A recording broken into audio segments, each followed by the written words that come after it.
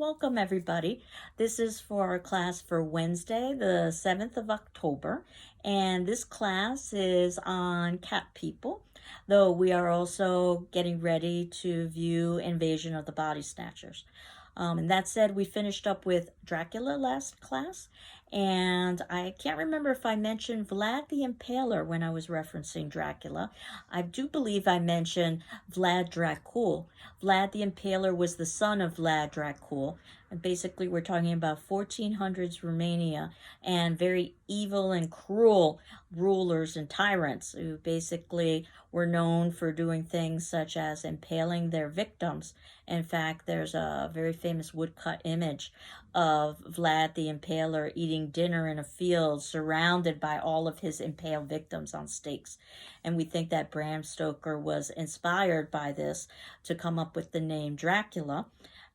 He was also probably inspired by a short story written by Dr. Polidori on an evening which is quite infamous in Gothic circles because that evening resulted in another famous Gothic tale, Frankenstein, as Mary Shelley was present. They were all vacationing together, and the weather was rather terrible, so they had to stay inside, and they challenged each other to a ghost story writing competition. So I think that night gave birth to two of perhaps the most iconic figures of Gothic and horror cinema. So that said, in terms of Dracula, you now have your second journal due, which should be very similar to what you did with your first journal. At this point, you should have submitted in journal number 1, which would have been about the cabinet of Dr. Caligari. And assuming that you submitted it in a timely manner, I would have returned it back to you. So if that has not occurred, please let me know, specifically if you submitted in a journal and I haven't gotten it back to you, because then there's probably some sort of technological issue, as I'm still working out the kinks. And basically, all of the journals are going to be very similar to what you've done with the Cabinet of Dr. Caligari. Approximately a page or so response of your thoughts and questions and observations about the film. And you're free to use the readings and the class videos and your classmates' discussions and any other resources that you'd like in terms of commenting on the film. So your second journal is based on Dracula. And there's a long literary tradition of the vampire, and in fact, there's a long historical tradition of vampires as well. Most cultures have vampire myths, including our own. And if you think about contemporary times, we oftentimes talk about the emotional vampire, that individual who lives off of the emotions or life force of another in a very parasitic way.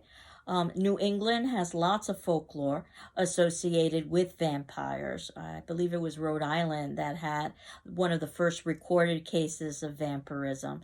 When you think about some of the diseases of the time, such as tuberculosis, that would oftentimes mimic some of the same symptoms of vampirism, the loss of energy, pale skin, and so forth. And the fact that sometimes people were buried prematurely to the point where corpses sometimes had strings attached to their toes, and that string would go up the dirt up to the top of the plot of earth with a bell attached, so that if the corpse had been buried prematurely, and it turns out that that corpse was not a corpse, but really was somebody who had symptoms that would appear to be death-like, but really were not death itself, they could move their foot and ring the bell and alert authorities. So you can only imagine an individual who perhaps was buried before their time and clawing their way out of the grave, and how that could lend itself to some of the vampire myths and folklore that have become iconic in our society today. But for us, we're moving forward from Dracula, which is usually called the first American horror film, and we're going to Val Lewton's Cat People. Now, Val Lewton worked for RKO Pictures, and Cat People was his first production. And in a very unusual move, he was given artistic autonomy. The caveat was that he had to make a film that was under 75 minutes, which is what he did, and the film had to cost less than $150,000, which he also did as well. And while he filmed quite a few films, probably Cat People is his most famous film, and I would think it's probably one of the most iconic films of the 40s in terms of horror film, and perhaps the most iconic film of the 1940s, as I've been trying to identify a film from each decade to indicate some of the fears and anxieties of the time. What we see with Cat People is a much more sophisticated approach to filmmaking. We talked about The Cabinet of Dr. Caligari and how impressive it was considering its time period, the 1920s and the very early days of cinema. And then we talked about the 1930s and Dracula, which actually wouldn't even necessarily have a musical score in its original release.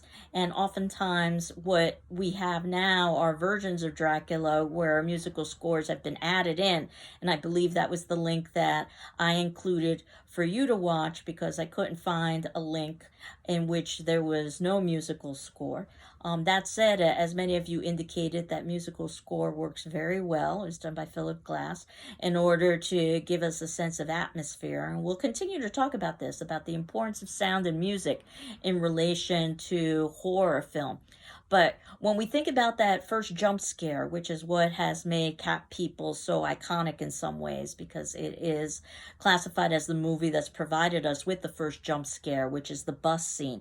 A lot of it has to do with the sound, the idea that it sounds like a cat screeching when the bus is screeching. So the importance of sound is illustrated in this, as well as the importance of visuals.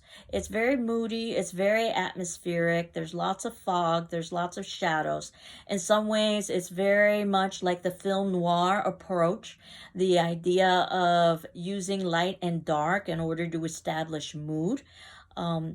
Probably one of the more famous scenes in Cat People happens to be the swimming pool scene, which I believe was referenced in the documentary that we began our semester with, Nightmares in Red, White, and Blue. That swimming pool scene is incredibly suggestive. It's more about what we don't see than what we see. And I believe we talked a little bit about Stephen King at the beginning of the semester, and that, at least from his perspective, the best horror is that which implies and suggests rather than outright shows. And that's definitely the case with this particular film, which can be very frustrating for some viewers because they want definitive answers. That said, I think it's a film that encourages debate and thought, almost like a literary text, and I appreciate that artistic approach. The irony isn't lost on me that cats are supposed to hate water, and one of the most iconic scenes in the film happened to occur in a place of water. But this subtle ambiguity is something that embraces many of the psychological theories of the time, particularly Freudism, which would have been quite popular at the time. If you know anything about Sigmund Freud, many of his theories focused on the conscious and the subconscious, and his theories also focused on sexuality, particularly repressed sexuality, which is definitely what this film is about. And in fact, it raised quite a few eyebrows with the censors about all of the focus about the lack of consummation of the relationship between these two individuals. That said, we can also talk a little bit about reverse Darwinism. Dr. Judd, the very predatory psychiatrist who happens to be in the film, talks a little bit about his research in atavism, about the reversal to ancient traits and ancient sin, which is very similar to the idea of reverse Darwinism. Darwinism being that we evolve with superior traits, but we can go in the reverse, almost like a Dr. Jekyll and Mr. Hyde, if you are familiar with that. And that the idea that Irina is illustrating that duality that is repressed perhaps within all of us. That said, Irina is a little bit different than the average person because she is Serbian, so she represents the foreigner and very much the old world and the old world traditions, much like Dracula did. So we've seen this in Dracula as well. And then we've got how that old world is in contrast to the new world as represented by the American Oliver. In fact, he even jokes at one point that he's a good old Americano. And that idea is definitely embedded within the text about American centrism and Eurocentrism and the preference of American and also Christian over the ways of the Serbian superstitions illustrated by Irina. That said, the fear of female sexuality is something that is still examined in horror films, but is directly confronted in Cat People. When you think about the idea that the bird dies of fright, and by the way, the ASPCA was on hand to make sure that no animals were hurt during the filming of this film. I just wanted to make sure that I clarified that. But the idea of that, the fear that a female sexuality can evoke within herself as well as within others, which is one of the premises of this particular film, and its fear of intimacy. When Irina finally declares that she's ready to be intimate with her husband, it's no mistake, or it's no coincidence that there happens to be a roaring fire in the fireplace, and the idea that the fire is supposed to represent eroticism. Though I'm still surprised by how incredibly forward Irina is at the very beginning of the film, inviting Oliver into her brownstone, which at the time, and maybe even in today's time, considering the fact that they are strangers, would seem to be rather daring and rather risque. Now, the cat comes with a good amount of symbolism associated with it. Definitely there's this idea of superstitious evil. If you're familiar with Edgar Allan Poe's short story, The Black Cat. That said, cats are also associated with Egyptian gods, and you can see both of those playing a role in this particular film. Some of the negatives and the evil perhaps associated with Cat People and Irina, and also the fact that perhaps there is a certain level to Irina that and other cat people that need to be respected and honored, maybe even worshipped. I'm not necessarily sure. Lots of cat images in the film, deliberately so. Claw foot tub, so that we can think about the cat's claws. The museum boat head, which looks like a cat. When Irina slits the sofa with her nails, it's much like a cat scratching a sofa. The panther screams sound very much like a female screams, and in fact one might even say that they duplicate some of the sounds during female orgasm, which again illustrates the idea of some of the fear and the anxiety associated with first sexuality, and that one could lose one's rational sense and turn to bestiality, and more particularly female sexuality, as illustrated by Irina. We're introduced to a cat woman, if you'll remember that when Irina gets married to Oliver, and this cat woman is wearing a fur coat. Her wardrobe is supposed to be deliberately reminiscent of a cat, and in fact, as the movie progresses, we see Irina in fur more and more frequently. The idea that she's becoming more bestial, and she's having more and more difficulty controlling that element of herself.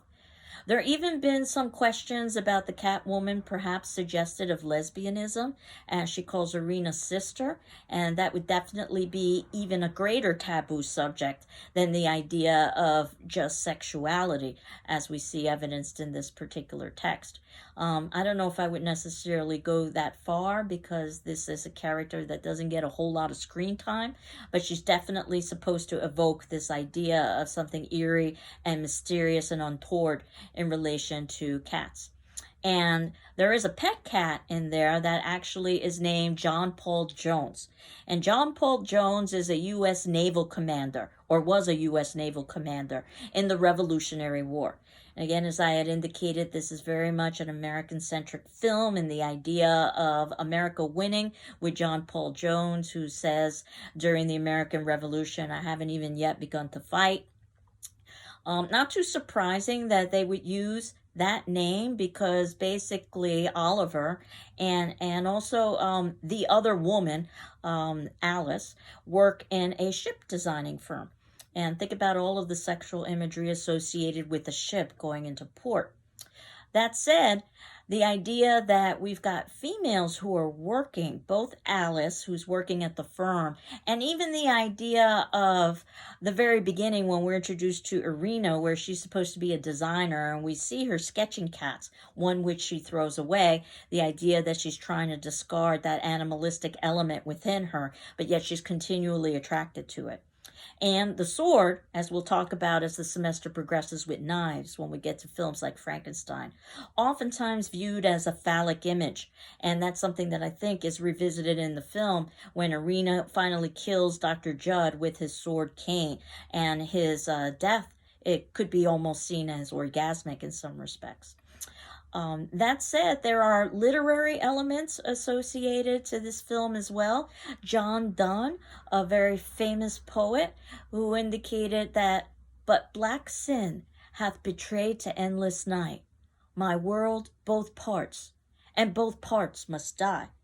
A little bit of basically what we are going to see over the course of the film, that both parts of Irina will end up dying because she isn't able to find a way to integrate the two. It's either completely pure or the superego, or it's completely animalistic, the id, and there isn't an ego there in order to be able to balance the two, getting back to the idea of some of Freud's psychological theories with the id, ego, and superego. Superego being conscious, the id being our base nature, and the ego being that which tries to balance the two.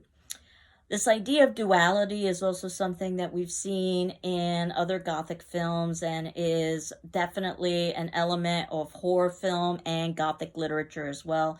We've seen the idea of a duality in The Cabinet of Dr. Caligari when we were talking about the idea of sanity and insanity, and we definitely see the idea of duality in Dracula, where we see where basically he's making another of himself, and here we see the duality and elements such as Irina as she's trying to balance these two elements of her nature.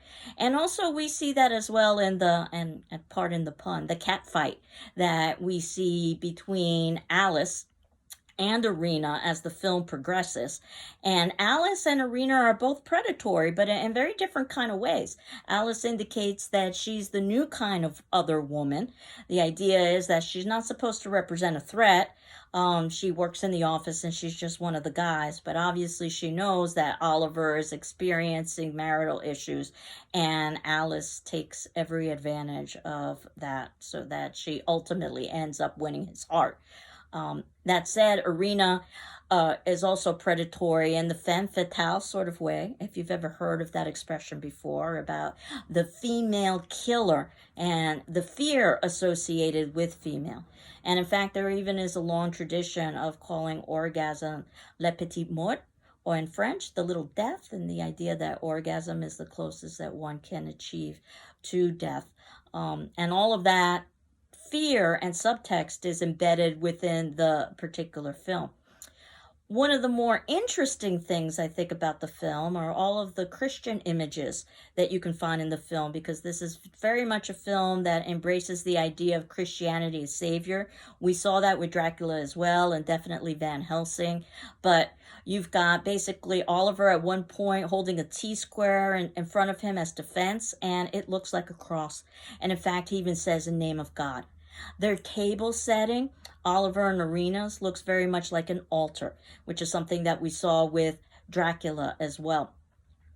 So these Christian images, are supposed to represent the idea that Christian Americanism is basically going to be the savior and the salvation. Illustrated even in the black waitress who's serving Oliver, who is bemoaning the fact that nobody wants gumbo, which is considered to be a kind of foreign or exotic dish. What Oliver wants is apple pie and coffee. You can't get more American than apple pie and coffee. And he even calls himself, as I had indicated earlier, an Americano. So all of that is put in the context of a Dr. Judd who is supposed to represent the medical establishment and the ethics associated with the medical establishment. What we instead see is yet another predator, as he tells Irina that you're not supposed to tell a husband anything, or specifically he says tell a husband nothing. And he sees this as an opportunity to take a sexual advance against Irina. And one can't help but wonder if Alice didn't in some way or another know this about Dr. Judd, that he perhaps is not going to be the salvation for Irina that she suggests that he will be. At the ending of the film, obviously Irina is going to be basically killed because evil needs to be vanquished. The idea is that light conquers dark, good conquers evil, and chastity conquers unrelenting sexuality. That said, when she invites Oliver into the brownstone, when you think about a brownstone as having a kind of facade, which is what this film is about, is what's underneath the facade. And some of the other interesting symbols in this film, I think, are the key for the cage. The cage is so symbolic in terms of perhaps trying to enclose something, whether it be a literal animal or whether it be one's animalistic nature, which can be released with the key, and then that animal escapes. If you also think about some sexual imagery, about the idea of a key as a phallic symbol, opening up a cage, which could be a symbol for female. And then, as I had referenced earlier, the idea of the sword as a phallic symbol as well. And when we get to Halloween, we'll talk about the idea of knives being perhaps a kind of substitute phallus. That said, this film is really a folktale in many respects about the dangers of letting one's unrelenting passions get in the way of reason and rationality, and the fear of female. And if you think about the time period and some of the advances that women had made over the last several decades, I think you can see some of the anxieties and fears associated with female embedded within this particular film. So those were just a few of the things that I wanted to talk about in relation to Cat People. And certainly you can talk about more in relation to your particular journal. So basically you can see that you've got a journal on every film after we've had a discussion about those particular films. So your journal for this week is on Dracula. Your journal for next week will be on Cat People. You can certainly hand in a journal early if you'd like to. But the idea is that you might find our class discussions from your classmates and my videos also useful in terms of some of your thoughts or ideas in relation to the film. That said, for today's attendance question, I thought you could examine Invasion of the Body Snatchers, which happens to be our film for today. And while the link I found is very long, as you can see, it does work, I'm very pleased to say, so that you can watch the film free online in its entirety. That film came out in 1956, and I think it's a great illustration of some of the fears and anxieties of the 50s. That's not to say that that was the only choice that I had. If you've been going along with the readings for the text that I've assigned, you know that The Thing is also another possibility, but I really liked some of the political commentary that was embedded, or that could be viewed as embedded, within Invasion of the Body Snatchers. There's been a good amount of scholarship about this particular film and about all of the different ways that it can be read. And rather than my talking about this, and I will next class, I thought instead you should have the experience of just watching the film, and then based on that, which is what your attendance question will be for today, which will be due Thursday on the 8th at 6 p.m. And certainly if you need an extension, ask me and I'll be happy to give you one. Your attendance question for today is, what do you think is the main message in Invasion of the Body Snatchers, and why? And as I had indicated, there's a good amount of debate about this, and there are multiple messages within the film. So I'm hoping to hear lots of different perspectives after you've had a chance to watch this particular film about what you think might be a main message and how that might be connected to the particular time period, as we move forward in the semester, we'll talk a little bit more about the final project. I encourage you to begin thinking now about ways that you might want to proceed with the final project. For those of you who are thinking about writing an academic paper, I wanted to very briefly review at some point some of the rules of academic writing, though English 101 is a prerequisite for this class, so my suspicion is that you already have a familiarity about how to go about that. But that said, I had indicated that you don't necessarily have to do the traditional academic paper. So you could utilize all kinds of different forms of media if you so elect to do so. So the sooner you begin thinking and contemplating about what you might want to do a final project on, the more likely it is that you have the time necessary to do your best work. So I encourage you to think about that now and to continue to think about it over the course of the semester, and certainly approach me with ideas and questions and anything else. So next class, if there are any odds and ends with cat people, I can address them and then talk about Invasion of the Body Snatchers, as well as continue to talk about the final project and get us ready for our next film. Believe it or not, we'll be hitting the 1960s sooner rather than later.